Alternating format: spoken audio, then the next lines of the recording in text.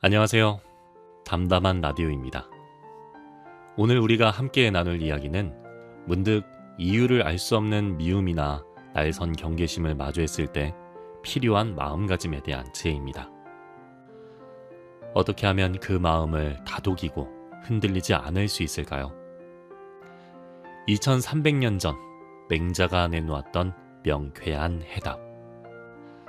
부동심을 통해 그 길을 함께 찾아보려 합니다.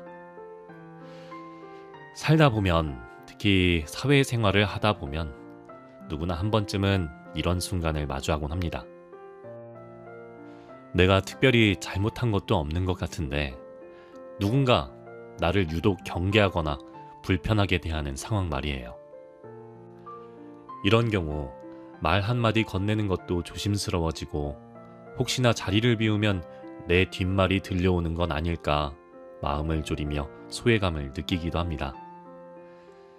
처음에는 내가 뭘 잘못했나 자책하다가 결국에는 상대의 눈치를 보느라 하루하루가 마치 살얼음판을 걷는 것처럼 무겁게 느껴지기도 하죠. 되게 이런 상황에서 우리 마음은 두 갈래 길로 나뉘곤 합니다. 하나는 억울한 마음에 맞서 싸우려는 것입니다. 따져 묻거나 똑같이 나를 세우며 자신을 방어하는 길이죠. 또 다른 하나는 그저 웅크려 들게 되는 것입니다. 상대의 눈밖에 나지 않으려 조심하며 나다운 모습을 점점 잃어가는 길이라고 볼 수 있죠. 하지만 맹자의 부동심 이야기를 듣고 나시면 이 두 가지 사이에서 우리가 선택할 수 있는 훨씬 더 현명한 세 번째 길이 있다는 걸 느끼시게 될 거예요. 오늘은 맹자의 부동심이 어떤 의미인지 살펴보고 이 철학적 시각으로 삼국지 유비의 사례를 한번 들여다보려고 합니다. 맹자는 기원전 4세기 중국의 철학자이고 유비는 기원 후 2, 3세기의 정치가라 같은 시대 인물은 아닙니다. 또한 유비가 직접 부동심이라는 개념을 내세운 건 아니지만 그가 인생의 험난한 파고를 넘으며 보여준 모습들은 맹자의 가르침을 우리 삶에 투영해 볼 수 있는 아주 훌륭한 거울이 됩니다. 외부의 거친 풍파에 휩쓸리지 않고 중심을 잃지 않은 채 묵묵히 자신의 길을 걸어갔던 그의 모습은 오늘날 우리에게도 많은 생각할 거리를 던져주기 때문이죠. 그래서 오늘 이야기를 끝까지 함께 하시면 세상의 잦은 흔들림에 휘둘리지 않고 내가 할 수 있는 것에 오롯이 집중하는 삶이 무엇인지, 그리고 그 지혜가 우리의 일상에서 어떤 의미를 갖는지 깊이 체감하실 수 있을 겁니다. 자, 그럼 이제 맹자의 지혜 속으로 천천히 발걸음을 옮겨볼까요? 부동심이라는 말을 한자 그대로 풀이하면 아니할 부, 움직일 동, 마음심으로 움직이지 않는 마음을 뜻합니다. 이 개념은 맹자와 공손추의 대화에서 나왔습니다. 공손추가 이렇게 물었습니다. 만약 선생님께서 제 나라의 재상이 되어 뜻하시는 정치를 마음껏 펼칠 수 있게 된다면 그래도 마음이 흔들리지 않으시겠습니까? 이것은 단순한 질문이 아니었습니다.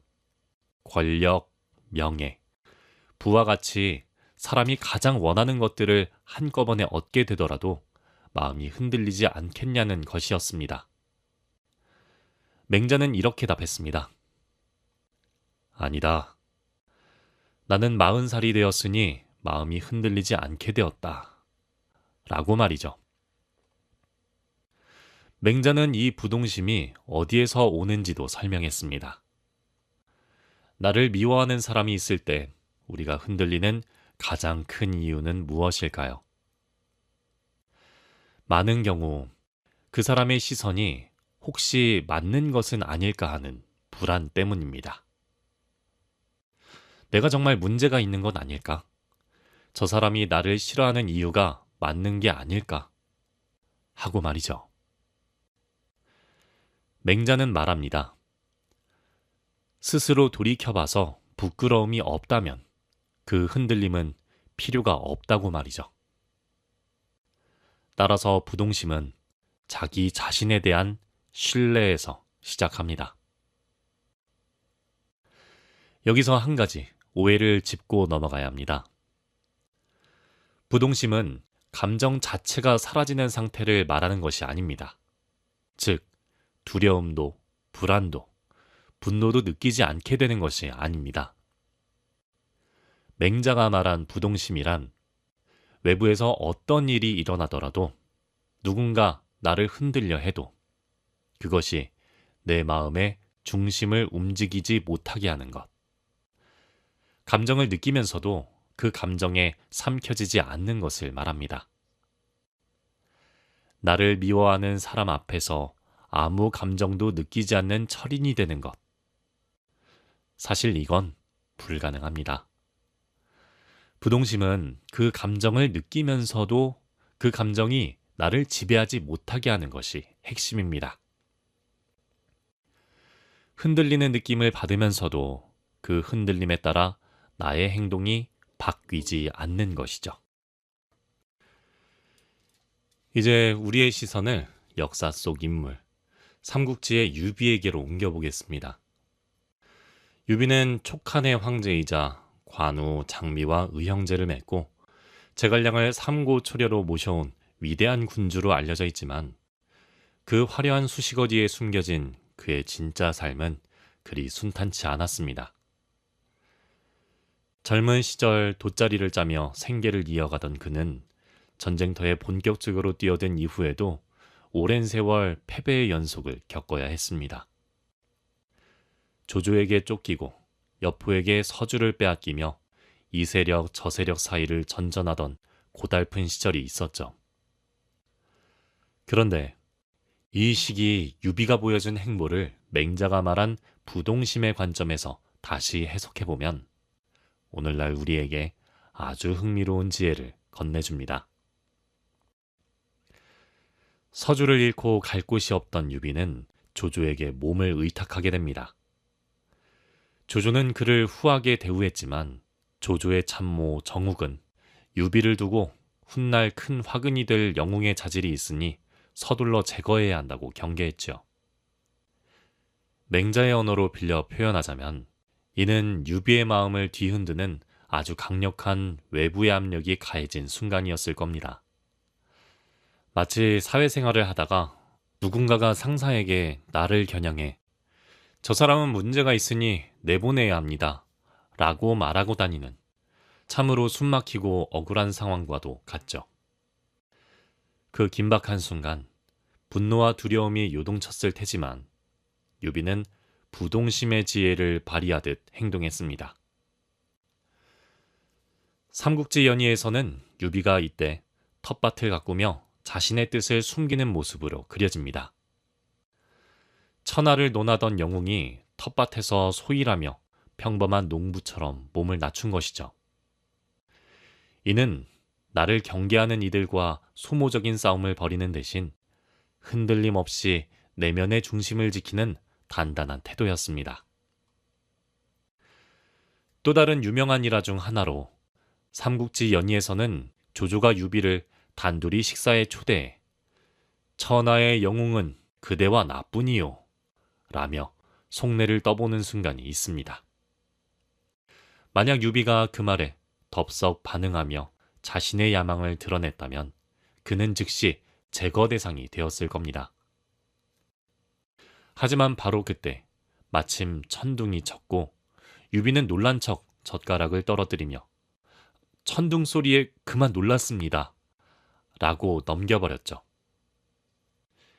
이 장면을 현대적으로 해석해보면 가장 날카로운 시험 앞에서도 감정에 휘둘리지 않고 중심을 지킨 모습이라 할 수 있습니다.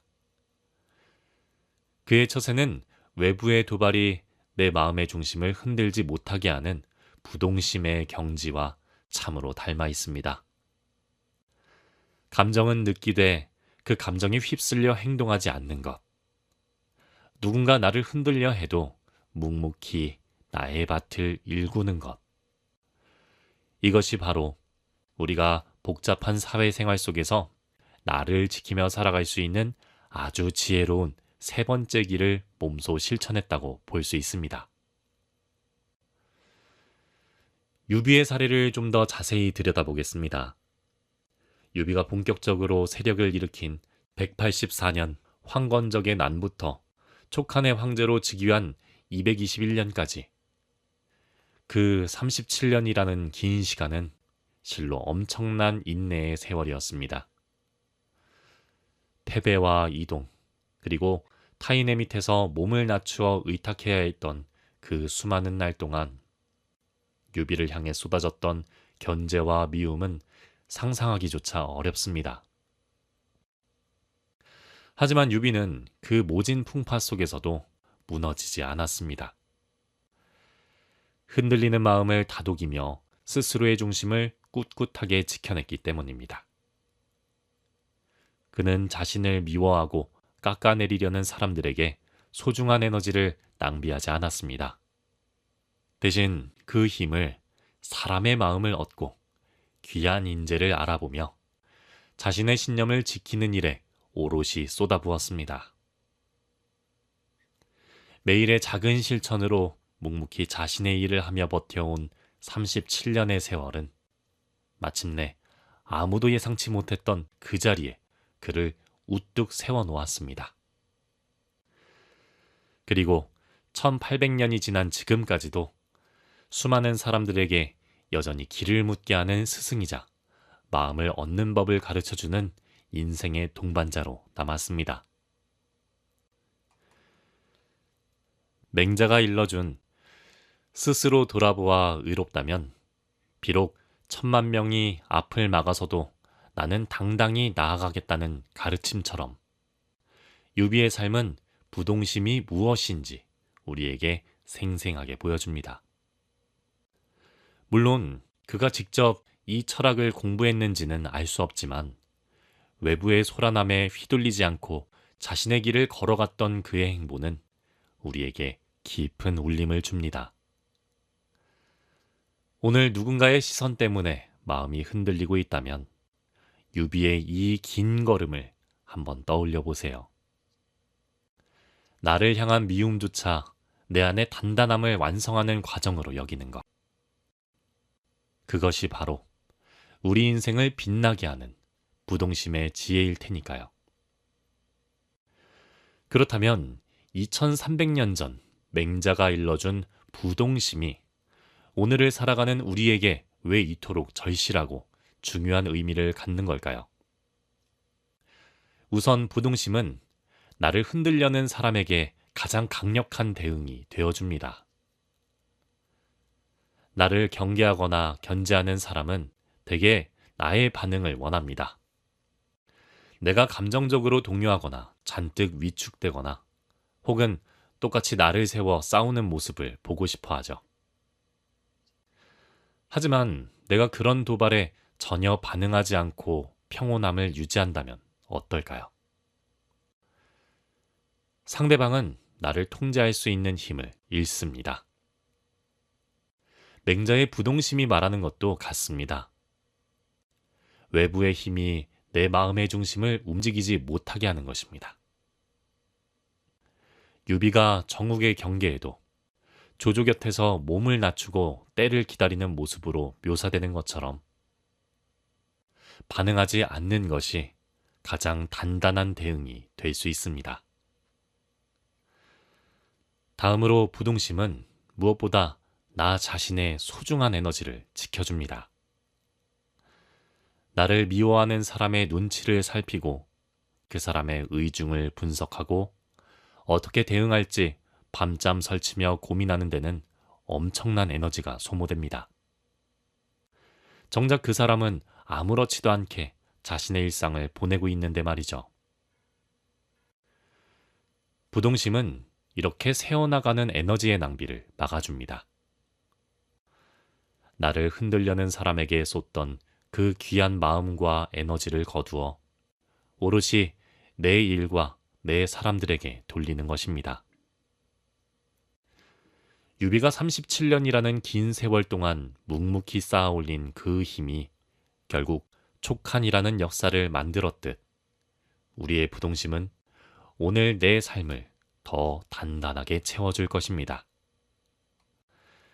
끝으로 부동심은 결국 내 인생의 주인공은 바로 나라는 사실을 증명해 줍니다. 나를 미워하는 사람이 나의 발목을 잡는 것 같아도 그 사람은 결코 나의 이야기를 쓰지 못합니다.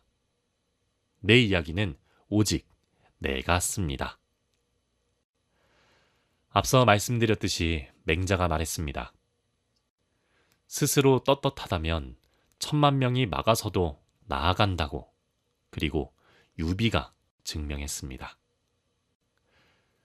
나를 죽이려는 사람들 사이에서도 자신의 길을 잃지 않으면 결국 자신만의 이야기를 완성할 수 있다고 말이죠. 결국 부동심은 나를 지키는 방패인 동시에 내가 꿈꾸는 삶을 끝까지 써내려가게 하는 가장 정직한 동력입니다. 오늘 누군가의 시선에 마음이 무거워진다면 이 3가지 지혜를 기억하며 다시금 나만의 중심을 찾아가 보시는 건 어떨까요? 그렇다면 맹자가 말한 부동심을 오늘 우리의 복잡한 사회생활 속에서 어떻게 실천할 수 있는지도 함께 살펴보겠습니다. 첫째, 가장 먼저 스스로를 정직하게 돌아보세요. 맹자가 말한 부동심의 출발점은 자반이축, 즉 스스로 돌이켜봐서 바른가를 먼저 확인하는 것입니다. 나를 미워하는 사람이 있을 때 가장 먼저 할 것은 그 사람과 싸우는 것도 그 사람을 무시하는 것도 아닙니다. 조용히 스스로에게 물어보는 것입니다. 내가 정말 잘못한 것은 없는가? 스스로 돌이켜보아 잘못이 없다면 그 다음은 타인의 비난이나 시선에 흔들릴 이유가 없습니다. 그 확인이 부동심의 토대입니다. 유비도 그랬습니다. 자신이 무엇을 위해 사는지, 무엇이 옳은지를 스스로 알고 있었기 때문에 정욱의 모함에도 조조의 시험에도 흔들리지 않을 수 있었습니다. 둘째, 즉각적으로 반응하지 않는 멈춤을 연습해 보세요. 나를 견제하는 사람이 불편한 행동을 했을 때 즉각 반응하기 전에 잠시 멈춰 보세요. 딱 3번만 심호흡을 하고 그냥 내 할 일로 돌아오는 것입니다. 처음에는 어렵게 느껴질 수 있습니다. 하지만 유비가 젓가락을 주워들고 아무렇지 않게 식사를 이어갔듯이 반응하지 않는 것도 연습이 됩니다. 그리고 이런 멈춤의 경험이 쌓일 때 비로소 우리는 감정에 삼켜지지 않고 상황을 평온하게 다스리는 진정한 부동심을 갖게 될 것입니다. 이는 결코 한 번의 결단이 아닌 매일의 작은 실천들이 모여 만들어지는 내면의 힘입니다. 셋째, 나만의 텃밭을 가꾸고 소중한 관계에 집중하세요. 유비가 텃밭을 일구며 때를 기다렸듯 지금 내가 온전히 몰입할 수 있는 나만의 영역을 만들어 보세요. 내가 가장 잘할 수 있는 일에 더 집중하거나 오랫동안 미뤄왔던 공부를 시작하거나 나를 진심으로 응원해주는 사람들과 더 깊은 대화를 나누는 것입니다. 그 사람이 나에 대해 어떤 말을 하든 나는 나의 텃밭을 가꾼다 라는 감각은 외부의 파도 속에서도 중심을 잡게 해주는 든든한 닷과 같습니다. 나를 미워하는 한 사람에게 에너지를 쏟는 대신 나를 신뢰하고 사랑하는 사람들과의 관계에 더 정성을 다해보세요. 그 따뜻한 응원들이 모여 어떤 비바람에도 흔들리지 않는 당신만의 튼튼한 부동심을 완성해 줄 것입니다. 오늘 우리가 함께 나눈 이야기를 짧게 요약하며 마무리해 볼까요? 맹자는 스스로 돌아보아 의로운 길에 서 있다면 나의 길을 나아갈 수 있으며 그것이 부동심이라고 우리에게 알려주었습니다.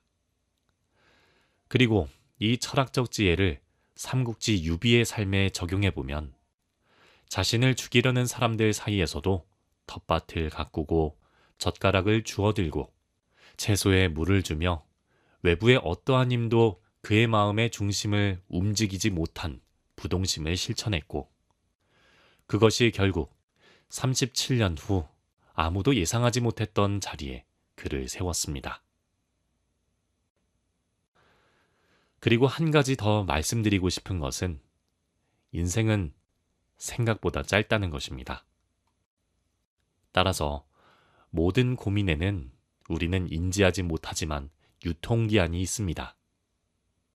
지금 나를 힘들게 하는 그 사람과 그 상황이 나의 인생을 삼켜버릴 것만 같아도 그 모든 것이 지금 이 시간에도 흘러가고 있으며 평생 내 곁에 머물지는 않습니다. 사람은 떠나고 관계는 바뀌고 상황은 반드시 달라집니다. 유비가 의탁했던 조조의 진영도 그를 경계했던 정욱도 언젠가는 유비의 삶에서 지나간 한 장면이 되었던 것처럼 말이죠. 지금 여러분을 힘들게 하는 그 사람도 그 상황도 반드시 지나간다는 것은 오늘날까지도 적용되는 불변의 진리입니다. 그러니 그 소중한 시간과 에너지를 나를 미워하는 사람이 아니라 나 자신과 내가 사랑하는 것들을 위해 쓰세요.